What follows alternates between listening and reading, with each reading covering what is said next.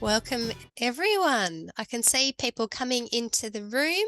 I think we've almost got everybody in now. I think there's just a couple more to join us and we'll get started.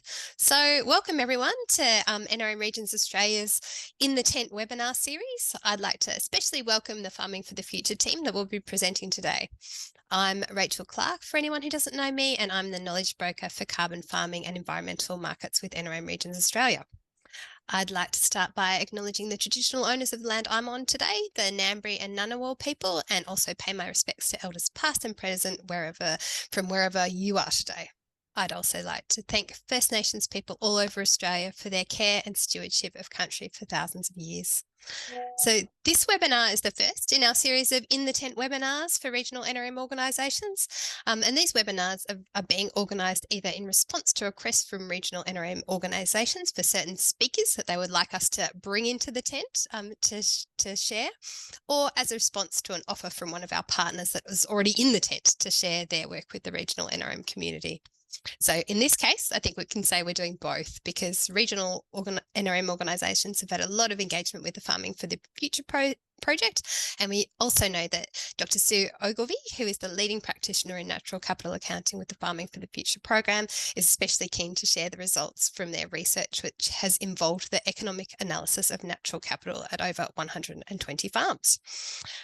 So to formally introduce the topic for today, Farming for the Future is the flagship program for the Macdoch Foundation, the philanthropic foundation of Prue and Alastair McLeod, which is focused on revealing the relationship between the health of ecosystems on farm and farm business performance. The project's bringing together economics with ecology to reveal the business case for farmers to farm with nature. So presenting from the Farming for the Future team today, we have Dr. Sue Ogilvy, who, as I said, is the leading practitioner in natural capital accounting. We have Danny O'Brien, the IT systems specialist. We have Angela Hawdon, who's the strategic engagement manager, and we have Imogen Semmler, who's an agroecologist with the program. I'd also like to welcome a special guest who I hope is joined by now, who's Paul Hewitt, who is joining us from his farm, Agroecologist, who's a participant in the Farming for the Future project. So while this is mostly regional NRM organisations joining us today, we've made an exception for Paul, and welcome, Paul, if you've joined us. So I'll ask the team to share their slides now. And I'll also let everyone know that we are recording this session and we plan to make it available publicly. So we'll have about 40 minutes of presentations and then questions at the end. So please pop your questions in the chat as we go and we can ask them during question time, or you're also welcome to hold them until the end and raise your virtual hand to ask them. We'll also be trialling Menti as a tool for getting feedback from today rather than using a survey. So we're looking forward to your participation in that at the end as well. So welcome, Sue, to kick us off. Thank you. Thank you very much. Very excited to be here, and lovely to see some familiar names on the screen. Mary B, I think I owe you an email. I apologise for that. So we, as I think many people know, are a flagship program, as Rachel has introduced, a flagship program for the Macdoch Foundation. So the foundation is very, very passionate about the health and resilience of productive landscapes and the health and resilience of rural and regional communities, and equipping both to be resilient in the face of climate change. We've been very fortunate to be able to work on this great project for the last couple of years with the support not only of the foundation but several other philanthropists, significant support from Meat and Livestock Australia, Australian Wool Innovation, the National Farmers Federation and FRRR. So the project that we're presenting to you today is the finish of the findings of the pilot research that we've just completed, and we're very proud to be able to present to you the results. So the agenda that we have planned for you today goes through a little bit of the design and positioning of the program. It explains how what we regard natural capital as in agriculture, and then it provides the findings of the research. So we are very happy to take questions along the way. So please pop questions in the chat and we'll open for questions at the end. So Ange, if I could get you to move to the next slide. one of the really important things about farming for the future that actually sort of distinguishes us from other programs is our focus on production. So we're very, very interested in making sure that farmers know how natural capital assists them in production. And the design of the program is shown to be justified when we do landholder motivation surveys.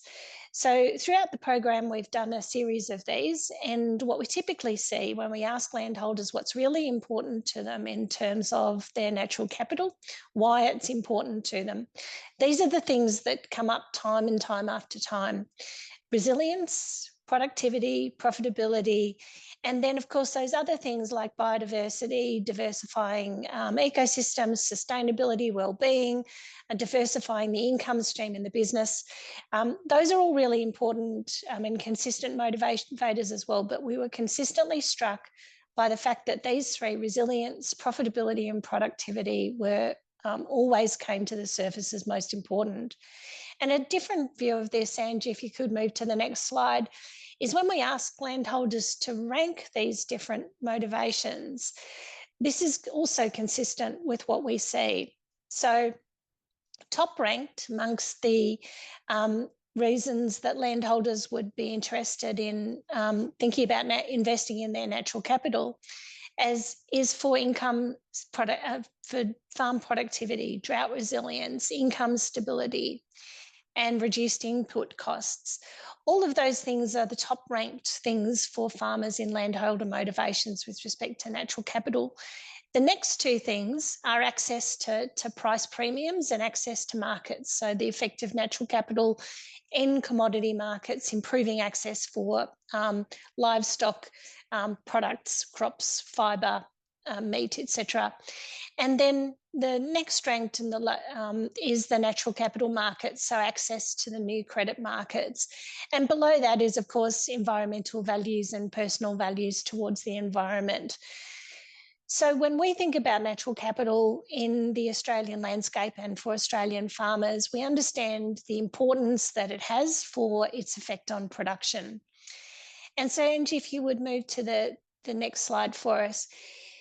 And because we know that natural capital generates lots of benefits for production, and these are just some of them, we tend to find it really helpful to produce an image of the natural capital of a farm that allows us to explain that when we think about all of the different ecosystem types on the farm, we recognise that they provide different benefits to production and different benefits to society. So we know that natural capital provides habitat for biodiversity, but it also provides shade and shelter for livestock.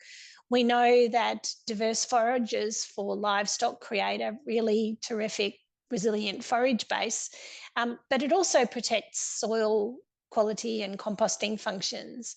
And we know often that when farmers are managing for their own best interests, to improve the productivity, to increase the resources they have available for production, or to reduce their expenses, we actually know that accidentally they generate significant public good.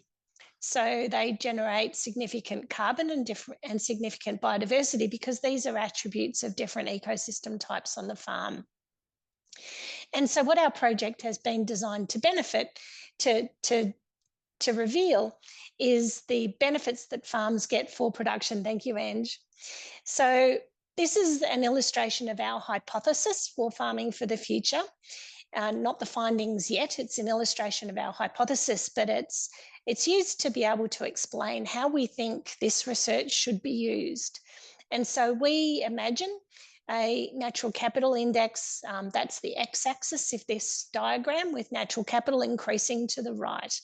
So farms at natural capital 6 would be very high in biodiversity, very high in carbon, and farms at natural capital level 1 might be quite degraded with lots of weeds, mostly cleared.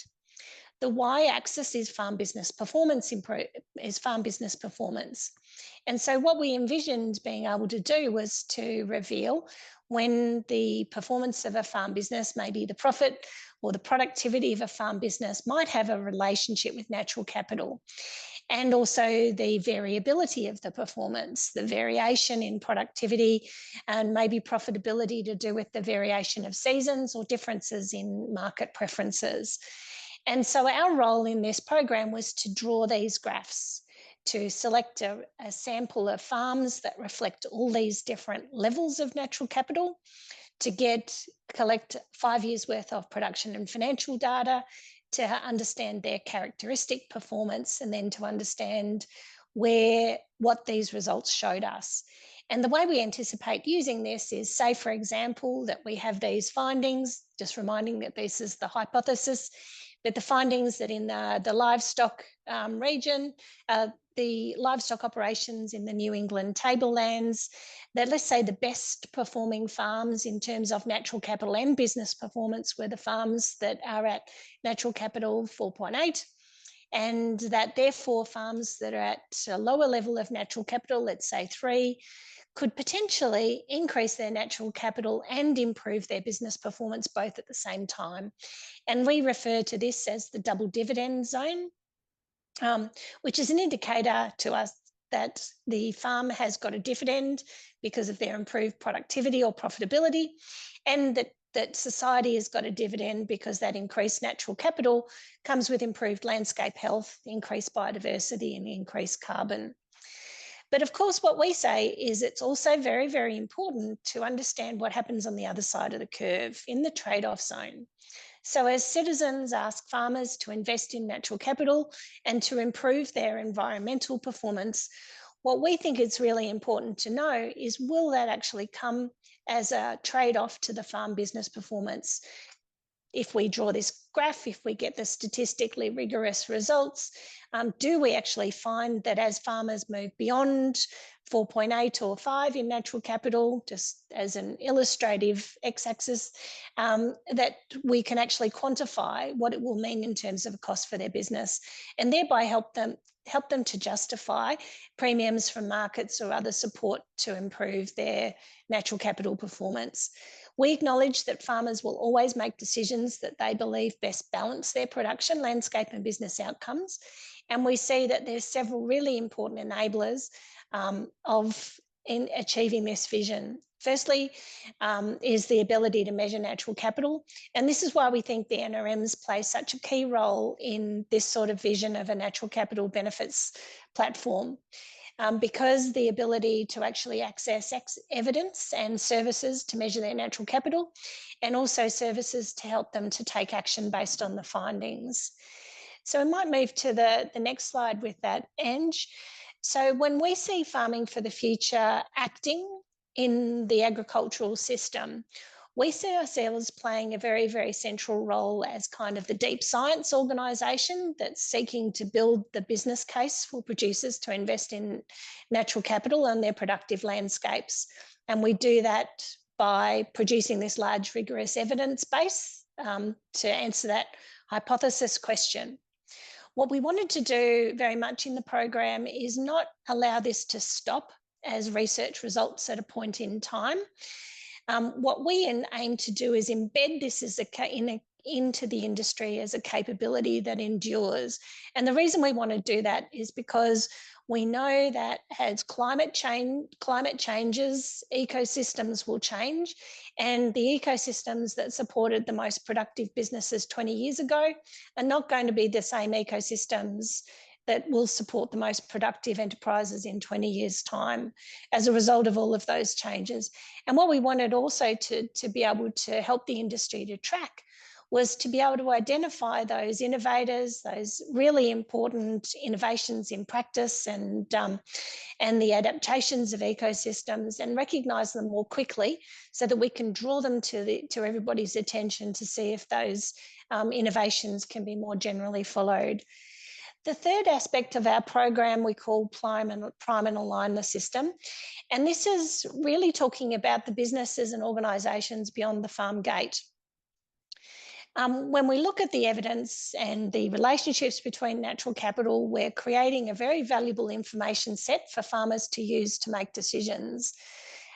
but we recognise that sometimes their decisions can be constrained or enabled by the businesses that they interact with, whether that's in their supply chain or whether that's their banks.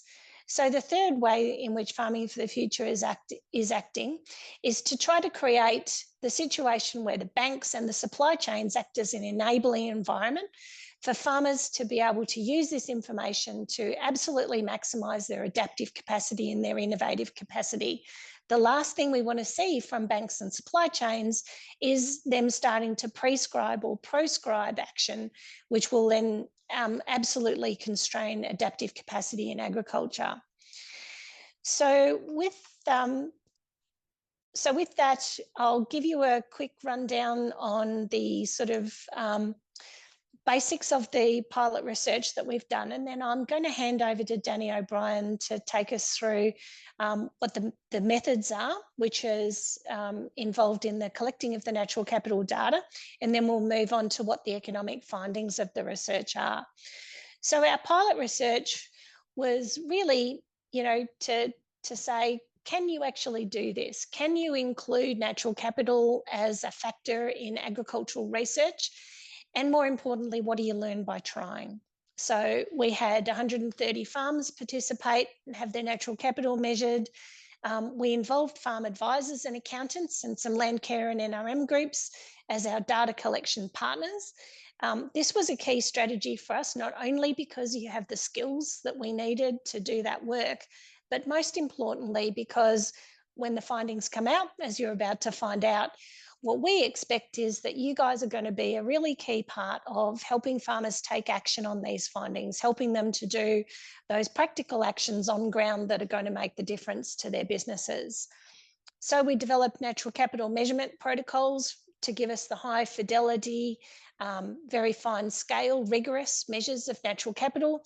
We developed data science and systems to help us to compile and organise all of this data. We developed analysis techniques to pull it together for the first time in the world as far as we know.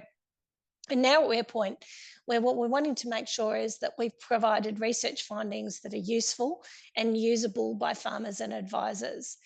So with that, I'm going to, so I should have said the regions that we've done this pilot research are indicated on the map. So they're through New South Wales, Victoria, Tasmania and WA. The reason for these regions is actually largely because we were able to build around some really important core projects that had already got started with natural capital accounting. So on the East Coast, that was mainly the La Trobe University Farm Scale Natural Capital Accounting Project. And on the West Coast, it was the Perth NRM learning case studies for natural capital accounting. And so both of those projects provided a really important foundation for us to get started with, and we're very pleased to have had them as partners in the larger project. So Danny, over to you for methods. Thanks, Sue. And Ange, if you just jump to the next slide, please. Thank you. So Sue showed you the hypothesis and really the representation of natural capital on the x-axis. The simplification in that model is showing a single indicator, but the reality is that we needed to build out a number of indicators, just because the fact is there's no just one type of natural capital on a farm. As Sue showed in that the graphic, we're considering all elements of the farm to be part of the natural capital, and so we need a set of indicators that actually reflect that and allow us to tease out some of the meaning behind it. So to be able to do that, we've built a set of 7 indicators and recorded those for each of the farms. Those indicators, we started with 4 broad categories of natural capital or ecosystem assets that may be present on a farm, and made sure that those were coherent with the CEA framework. Those broad categories included easily identifiable and discrete types of natural capital assets that form the basis of the farm scale natural capital accounts. And these assets are complexes of biotic and abiotic components that give rise to a range of regulating and provisioning ecosystem services that are of direct benefit to the agricultural production. So we then define 7 indices that capture the emergent properties, i.e. the structure and function of those assets at the farm scale, and then a further set of indices that represent a range of intermediate ecosystem services at farm scale. So collectively, these indices describe the capacity of the farm's natural capital to provide inputs to production and benefits to society beyond the farm gate.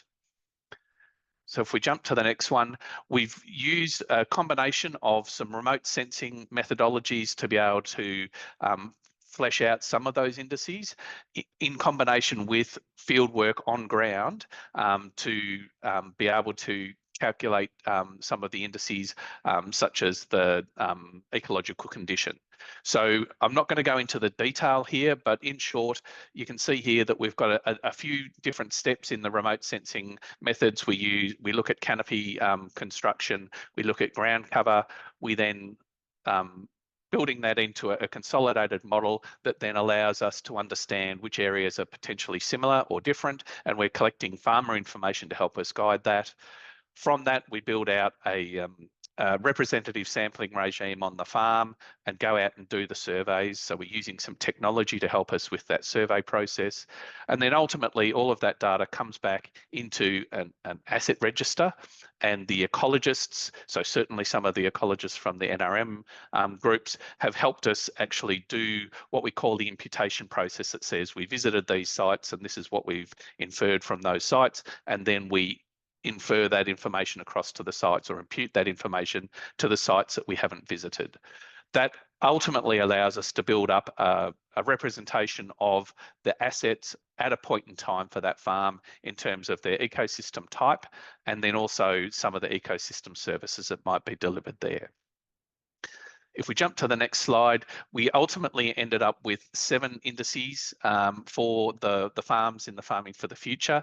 So, and we provide this information in a few different ways just to make sure that we're reflecting the fact that different people use different information in different ways. So you can see there on the left, the ecological condition is basically the fundamental indicator for the asset itself, the ecological asset register. We provide that in a spatial form, so that map showing the variation across the farm at that point in time. We also provide a tabular record, which is the true account, showing how many hectares of each class there are at a point in time. And then we also create that index, you can see there 0.28, which is an area weighted calculation of all of those ecological assets to give us a single score. Those single scores are important because that's what we use when looking at the relationship between the performance of, or that index across each of the farms versus their production systems. But it's also important for a farmer, if you are calculating these indices regularly, they can use those to track change over time and also to set goals to be able to say, ultimately, I'm aiming for this sort of level of ecological condition or this sort of level of ground cover. So we try to design these so that they're useful for our overall analysis, but they're also useful at a farm level. And the other indices that we've got there, ground cover is a remote sense one, and we're looking at a combination of the minimum ground cover, the average ground cover, and then the variability. Resilient forage condition, that's another one that we've calculated based on the ecological assessments on the ground. And so we're looking at the ability of, or the capacity of those ecosystem units to be able to provide resilient forage over a range of climatic conditions. The next 3, so aggregation, proximity and connectivity, are really looking at the woody vegetation. So aggregation is looking at how clumped it is. Proximity is looking at the relationship between the canopy layer and the production layer. So how many, what sort of, it's effectively a proxy for the ecosystem services of shade and shelter that you might get. And then connectivity is looking at how connected each of those elements are, the woody vegetation through the landscape.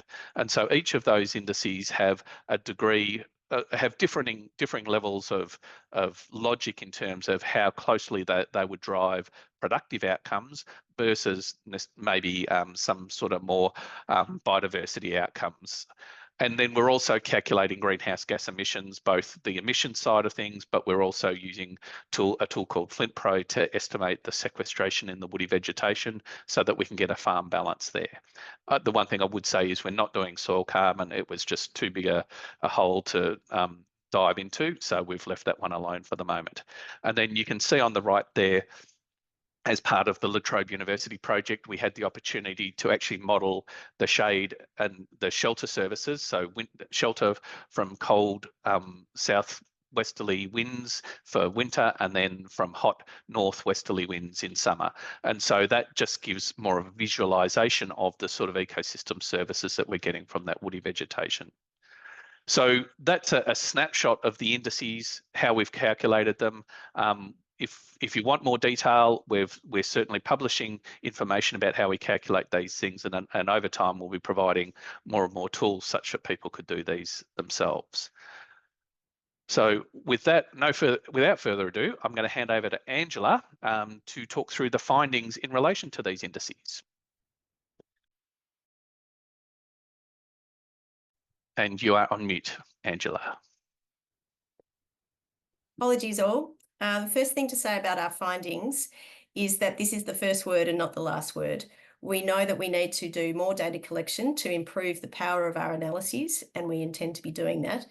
But this is the first time this has been done at scale anywhere in the world, and so we are breaking ground on these relationships and revealing these relationships.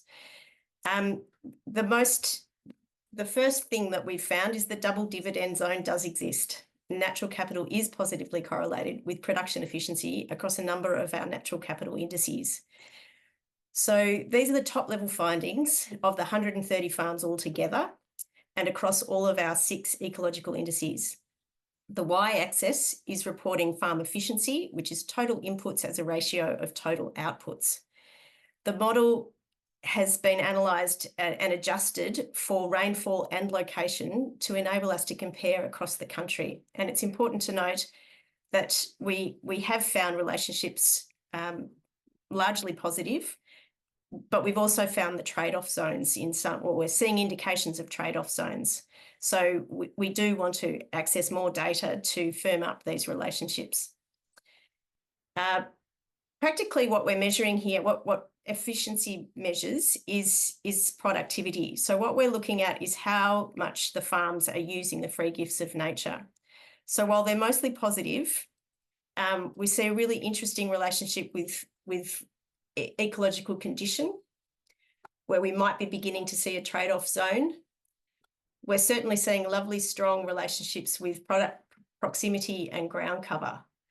But we are also starting to see, while not significant in terms of aggregation and connectivity, we're starting to see trade-off zones quite strongly. And that's really interesting because it's telling us that there's something about the placement of trees across the property, given we've got this strong proximity relationship. There's something about aggregation and connectivity that is interesting, and we need to unpack that further. The other key finding is that we've got a positive correlation with financial performance. So we've now got 2 pathways in which we're seeing natural capital support farm business. Gross margin and EBIT are positively correlated with ground cover and forage condition. And we've been able with this one, because we're looking at financial benefits, to quantify that benefit. And we can see down here that where we're optimising natural capital levels, we're actually seeing some pretty significant per hectare improvements or benefits being delivered by natural capital. And while these differ across different regions by differing amounts, again, we need to do more data collection to firm up these relationships and understand the regional elements in more detail. But it's really interesting because we've now got those 2 strong pathways of improvement in productivity and improvement in financial performance correlated with natural capital. The third one that we've found is a relationship with resilience. So we're seeing that high natural capital is associated with higher levels of resilience. So this graph here is showing resilience, which is the stability of income in the face of variabilities or shocks of different kinds. So that's too little rain or too much rain, input prices, output prices, and terms of trade. It's interesting to note, I need to do it over here, that this is a 0.0 of resilience score. So below this point, there's instability in income, significant instability. And so it would appear that you need a certain amount of natural capital to provide that stability in income. So we believe that natural capital might be providing this through climate resilience by enabling higher levels of water retention in farm soils for existence. It may help to build financial resilience and improve financial performance because the natural capital inputs tend to be low cost relative to the manufactured inputs, and their price is not subject to volatility of international market shocks or input supply chain distributions. So to reiterate, we've now got 3 pathways in which natural capital appears to support farm performance: improve productivity and financial performance, and resilience to climate and market shocks. So I'm now going to hand over to Imogen, who's going to take you through the next level of data interrogation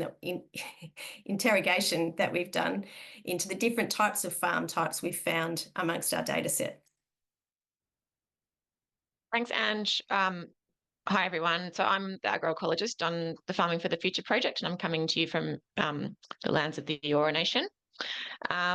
So when we ran the results, Anne showed you the indices that were significant at with all the farms that we collected across the data. But what we've been doing is we've been looking at different management variables that we had collected from the farmers and from our own data. And we've started running these to see where farmers have kind of more similar variables with each other. And we run like what we call a multivariate clustering. So if anyone's familiar with statistics, we sort of started grouping, seeing how those farmers might fall into different groups based on the strength of different variables compared to each other.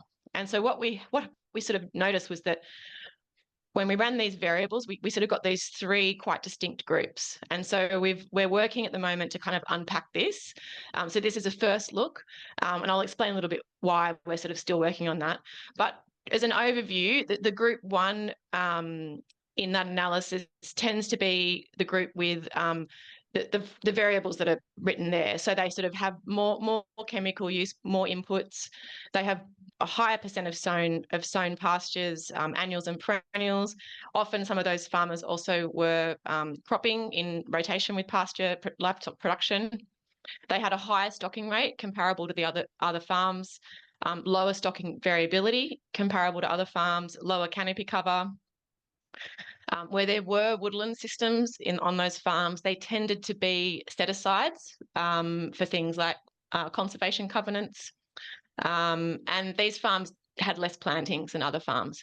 The group 2, again, lower chemical use than those in group 1, but they had a higher percent of naturalised pastures. Some of these farms in this group did have sown pastures, but they tended to have more naturalised pastures than sown, which is what kind of pulled them into this group. A sort of a moderate stocking rate comparable to group 1 and group 3. But lower stocking variability comparable to group 3, more moderate canopy cover, so slightly higher. The trees in these farms tended to be more integrated into the grazing systems rather than set-asides, and they had, again, fewer plantings compared to other farms in group 3. And then our group 3 were the lower chemical use group of the 3. They had a higher percent of naturalised pasture, but unlike group 2, they didn't really have any sown pastures. They had a lower stocking rate than the other groups, higher stocking variability to the other groups, and a higher canopy cover. So these farms tended to have more woodland and tree cover on the farm.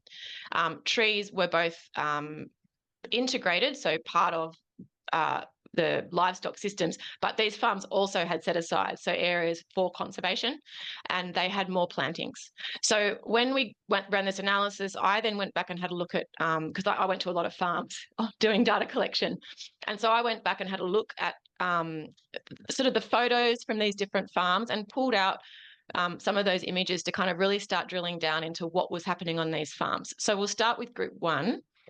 And we'll see that each farm did have a significant, had different significant indices to other groups. So this is us kind of pulling out that data and now looking at these groups more carefully. So the group 1, this is the more sown pastures. So as you can see, predominantly sown pasture systems. They do, with a lower canopy cover, some did have isolated woodlands, but they tended to be really dense pockets of sort of small areas of trees. And what was interesting is they were often with very kind of annual or almost annual weed ground cover, so things like thistles and that kind of thing. And that's a really strong indication of stock camps. So compaction from stock camps where animals are spending a lot of time under those trees. You get a really high nutrient load and compacted soil. So you tend to get plants like thistles responding in that sort of environment. And again, some of these farms had really wonderful conservation areas with high native diversity and tree regeneration, but they were always generally really set aside from production areas. So in this group, the indices that really stood out for us and were significant were aggregation and ground cover.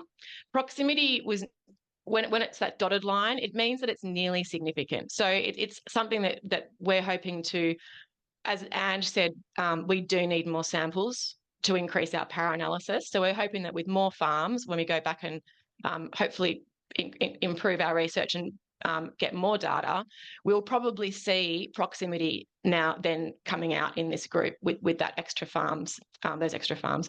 But for the moment, we have aggregation and ground cover. So thinking about why ground cover might be significant for these group of farms, they do have more sown pastures than other farms. So you could imagine that on a yearly basis, there's the potential for more paddocks to either be in fallow or be recently sown, where they might have much lower ground cover. So we calculate our ground cover with different metrics across a 5-year range. And so across that 5 years, these farms were definitely having lower ground cover than other farms. And you can imagine the farmers who have more ground cover in this group compared to those that don't. There's a really significant relationship there with what we're calling production efficiency. So on that y-axis is production efficiency, which is quite similar to measuring productivity. It's just the way that we've run those results. So ground cover is significant. Aggregation, these farms have, as we saw, lower canopy cover than other farms. And what's interesting is aggregation is sort of the placement of trees around the farm. So you might have, say a 0 score of aggregation would be where all the trees are scattered across a farm singularly. And then the highest score of aggregation would be where all your trees are in one huge cluster on the farm. So what we see often a negative threshold with aggregation, because if you get towards that clustering, it's probably not good for production as much as maybe those scattered trees are. So with aggregation, you often want something probably in the middle.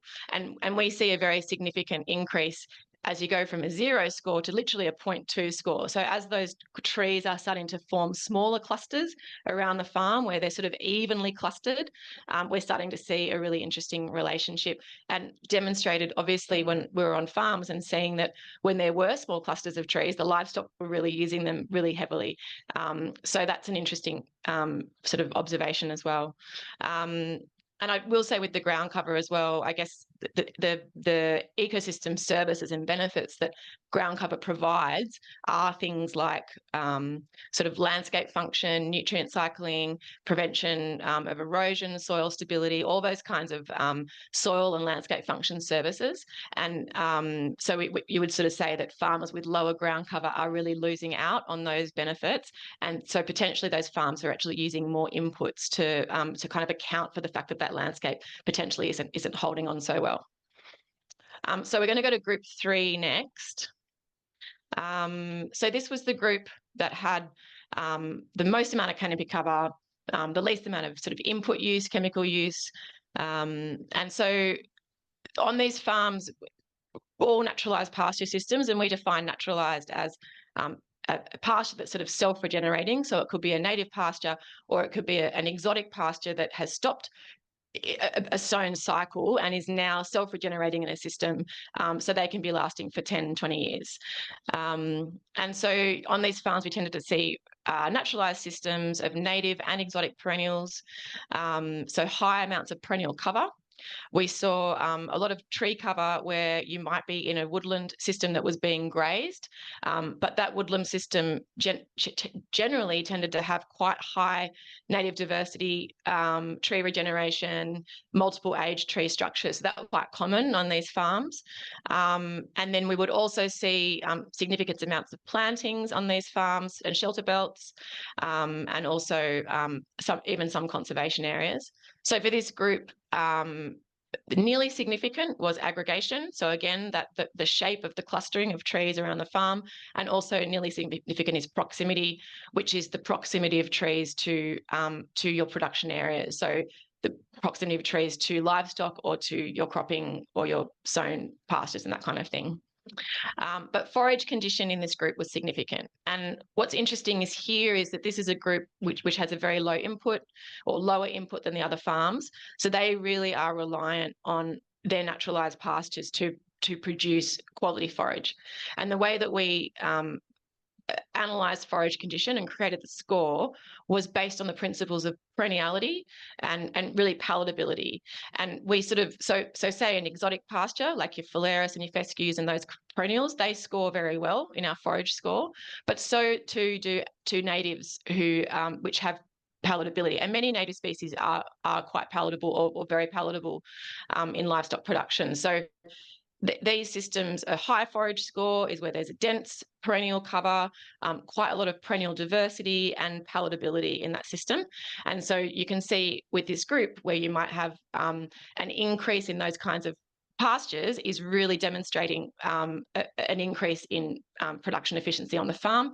And that's a really nice example of the benefit of how farmers with naturalised pastures would really be using those principles to get the best production benefits. And then we'll go to group 2. So group 2 is still our work in progress. There's a bunch of different things happening in this group, and at the moment we're sort of looking into it a little bit more. But this group tend to have dominant naturalised pastures, but has some sown pastures as well. Farms in this group tended to be often with very larger paddocks in sort of hilly country and sort of a mix of canopy covers. Some farms had quite low canopy cover due to, say, historical clearing, and other farms had sort of higher canopy cover. So that was a bit mixed. Some of the farms in these areas did have that kind of quite diverse woodland systems that were integrated with livestock production. Other farms tended to have that, like with the lower canopy cover, not such diverse woodlands and less tree regeneration, but still a lot of native diversity in the ground layer. So for this group, ecological condition and aggregation were significant. Ecological condition, as Danny discussed, is sort of the nativeness of the area, but it's in relationship to what we might call a reference condition. So we're sort of saying how close is it to its reference state, pre-European reference state. And so obviously a farm, you don't want to have the highest score of ecological condition, because you would essentially have a reference woodland or forest across your whole farm. But we are seeing that some degree of ecological condition is certainly providing benefits to farmers. And in this case, we're seeing that in this group, having some degree of nativeness and some degree of canopy cover is really helping these farmers with their production efficiency. Also, aggregation again is significant, but it's actually also showing us that too much aggregation in these groups is having a negative effect on or a negative relationship to production efficiency. And with those larger paddocks, we think that perhaps you don't want to have clusters, too many clusters in your trees, in your paddocks, because maybe that the livestock have to move really far to get to that tree cover. So it's better to have sort of like lighter clusters of trees. This is all interpretation, and the really enjoyable thing about this is seeing how our data spits out and then being able to really help interpret that, because part of our role with this work really is to not tell farmers how to manage and how to get to improve their natural capital necessarily, but we want farmers to understand what these indices and measurements are in relation to their farm, so they can really get a better handle on what it means for them, and you know, how we're measuring it and what it might look like on different farms, because you can get the similar scores on a farm, but it might look very different between farms. We also have WA, which we have decided should be their own country. I'm sure the NRMs in WA would probably agree with that. We have clustered WA separately. It is a really unique agro-ecosystem over there, not only because of the ecological and ecosystem features, but also the type of farming that happens in WA. And so in WA, we have really predominantly crop and pasture enterprises, so cropping, livestock enterprises combined. Because of that, the tree cover is quite rare in paddocks. They tend to be paddocks where they're transitioning from crop to pasture, and so they really are quite treeless. And when you do have tree cover, it tends to be on the boundaries of paddocks or in unique areas, which is, you know, sort of separate as reserves and that kind of thing. And so on these farms, we really did see a very, very exotic dominant pasture system and ground layer system. Some of the woodland areas which were being grazed quite regularly had sort of less native diversity, but then other areas in WA farms where they were sort of separate from production had quite diverse, you know, shrubs ecosystems, which are common in WA, and also woodland ecosystems. So in WA, the significant results for us were proximity. So the closeness of this tree cover to your production areas, and you can imagine why that would be beneficial. So in these areas where there is some tree cover close to cropping and livestock production, there's a strong relationship to production efficiency. And then ground cover and forage condition were closely, like nearly significant in these groups. So hopefully with more data, we'll start seeing those results come through as well. And I'll hand back to Ange. Yes. Thanks, Imogen. Thanks. So the so what and what's next for our program. I think what we've shown today, and our data is bearing this out, is that nature is good for farm business. Most of the livestock properties that we've looked at can improve their productivity by improving their natural capital. And that's a really important notion to get out there.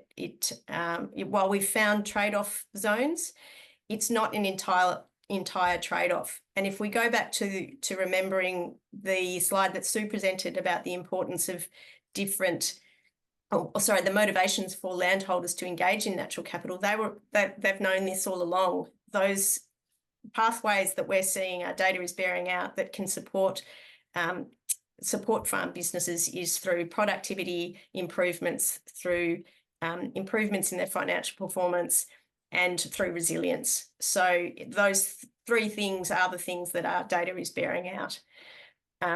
So we're delivering the business case for farmers to farm with nature. We're trying to expose that as much as we can, and support farmers to make those improvements and transition to farming with nature. So through extending this program, our modelling suggests that the adoption amongst livestock farmers could increase by 38% if we're able to push this through by 2030.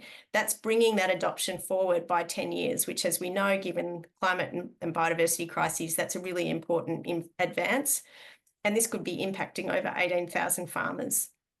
In doing this, we would be also delivering over $250 million in ecosystem services. So that's more carbon and more biodiversity without any farm contracts or liabilities or obligations on those farmers. So we see this as a really positive outcome for farmers, but we need to get that message out there, and we need support to do that. So we've got future plans for our research. As we've said, we need to increase our data set across to at least 300 livestock farms. So we'll be back into the same regions that we've already been in, plus we want to add different regions into South Australia and Queensland.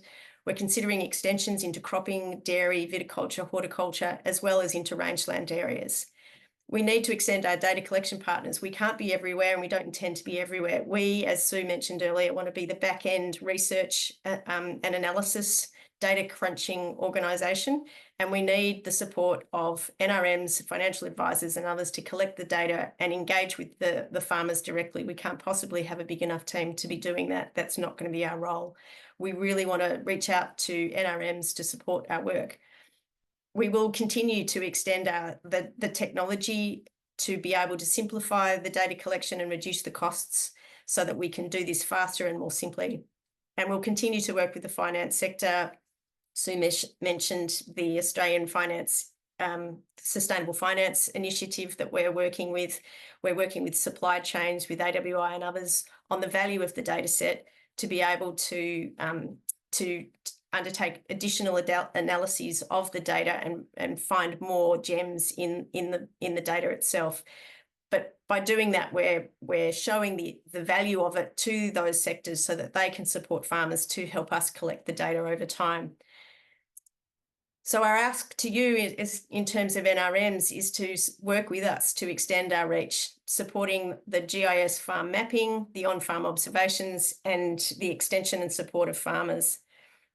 We really would like you to help us to amplify the importance of this research program and support farmers to farm with nature, improving the health of landscapes and regional communities, taking action on climate change and biodiversity crises. We really see that we're aligned. We think we're aligned with your goals for landscape health, and partnering together, advocating with us to extend our program would also give you the business case for farmers to work with you to help you reach your goals for your regions. So we hope to keep working with you in the future, and please reach out and contact us. We do have an NHT grant in at the moment. We hope to hear about that in the incoming months. That's with 6 NRMs across Southern Australia, but we want to build that out with further grant opportunities as they come available. So please reach out to us. And thank you for your time. Thanks so much, Ange, Sue, Imogen and Danny for all your presentations.